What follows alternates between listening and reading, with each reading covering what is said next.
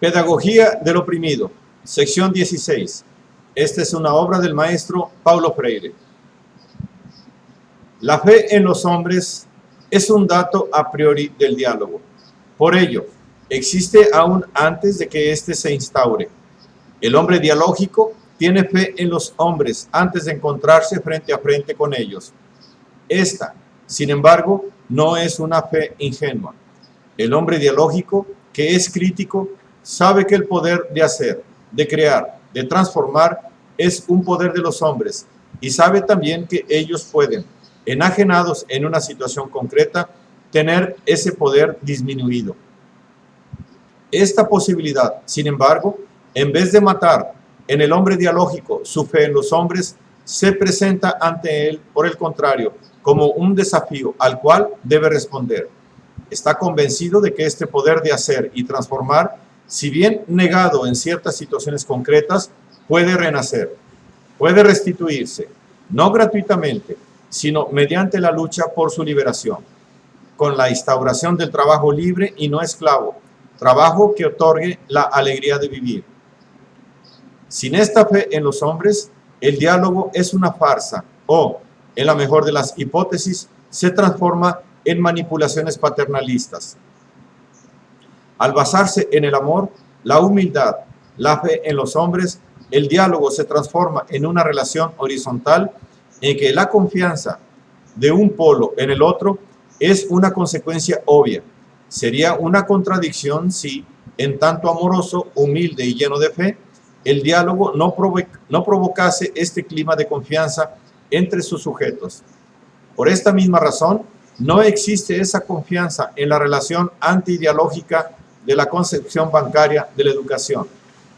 Si la fe en los hombres es un a priori del diálogo, la confianza se instaura en él. La confianza va haciendo que los sujetos dialógicos se vayan sintiendo cada vez más compañeros en su pronunciación del mundo. Si falta la confianza, significa que fallaron las condiciones discutidas anteriormente. Un falso amor, una falsa humildad, una debilitada fe en los hombres no pueden generar confianza. La confianza implica el testimonio que un sujeto da al otro de sus intenciones reales y concretas. No puede existir si la palabra descaracterizada no coincide con los actos. Decir una cosa y hacer otra, no tomando la palabra en serio, no puede ser estímulo a la confianza. Hablar de democracia y callar al pueblo es una farsa. Hablar del humanismo y negar a los hombres es una mentira. Tampoco hay diálogo sin esperanza. La esperanza está en la raíz de la inconclusión de los hombres, a partir de la cual se mueven estos en permanente búsqueda.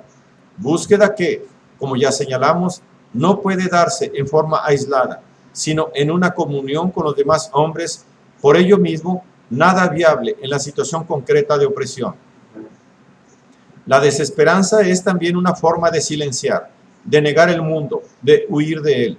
La deshumanización, que resulta del orden injusto, no puede ser razón para la pérdida de la esperanza, sino que, por el contrario, debe ser motivo de una mayor esperanza, la que conduce a la búsqueda incesante de la instauración de la humanidad negada en la injusticia. Esperanza que no se manifiesta, sin embargo, en el gesto pasivo de quien cruza los brazos y espera. Me muevo en la esperanza en cuanto lucho, y si lucho con esperanza, espero. Si el diálogo es el encuentro de los hombres para ser más, este no puede realizarse en la desesperanza. Si los sujetos del diálogo nada esperan de su quehacer, ya no puede haber diálogo. Su encuentro allí es vacío y estéril, es burocrático y fastidioso. Finalmente, no hay diálogo verdadero si no existe en sus sujetos un pensar verdadero, pensar crítico que, no aceptando la dicotomía mundo-hombres, reconoce entre ellos una inquebrantable solidaridad. Este es un pensar que percibe la realidad como un proceso, que la capta en constante devenir y no como algo estático. Una tal forma de pensar no se dicotomiza a sí misma de la acción y se empapa permanentemente de temporalidad, a cuyos riesgos no teme.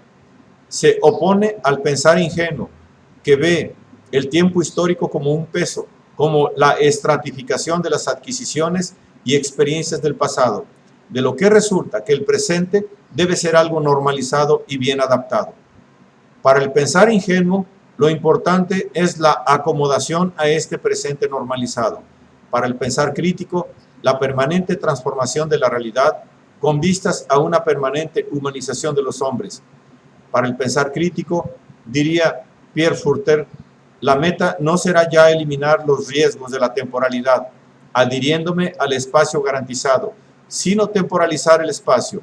El universo no se me revela, señala Furter, en el espacio imponiéndome una presencia, matiza, a la cual solo puede adaptarme, sino que se me revela como campo, un dominio que va tomando forma en la medida de mi acción.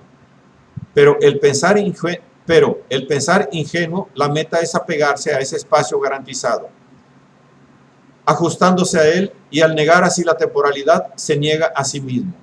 Solamente el diálogo, que implica el pensar crítico, es capaz de generarlo. Sin él no hay comunicación, y sin esta no hay verdadera educación. Educación que, superando la contradicción educador-educando, se instaura como situación nociológica en que los sujetos inciden su acto cognoscente sobre el objeto cognoscible que los mediatiza.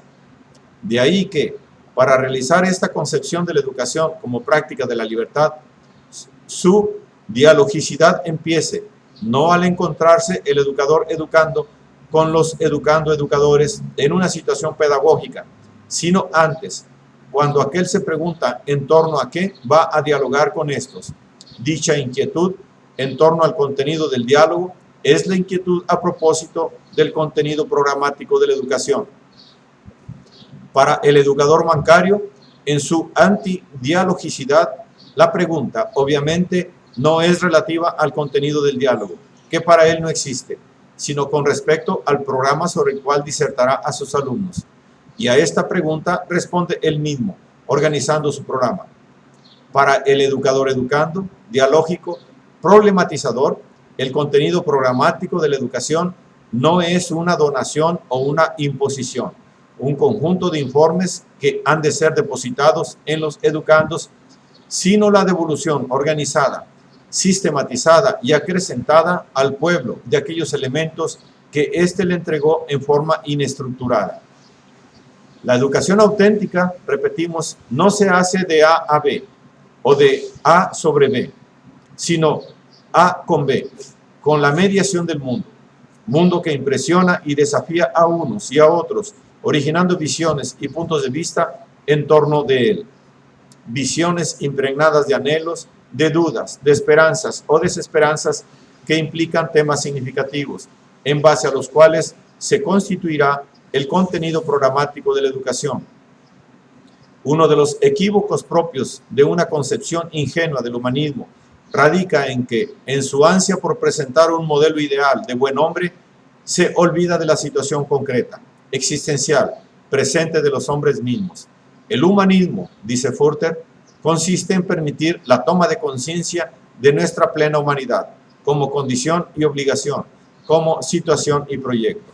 Simplemente no podemos llegar a los obreros, urbanos o campesinos, estos últimos de modo general inmersos en un contexto colonial, casi umbilicalmente ligados al mundo de la naturaleza, del cual se sienten más parte que transformadores para entregarles conocimientos, como lo hacía una concepción bancaria, o imponerles un modelo de buen hombre en un programa cuyo contenido hemos organizado nosotros mismos. No serían pocos los ejemplos que podríamos citar de programas de naturaleza política o simplemente docente que fallaron porque sus realizadores partieron de su visión personal de la realidad.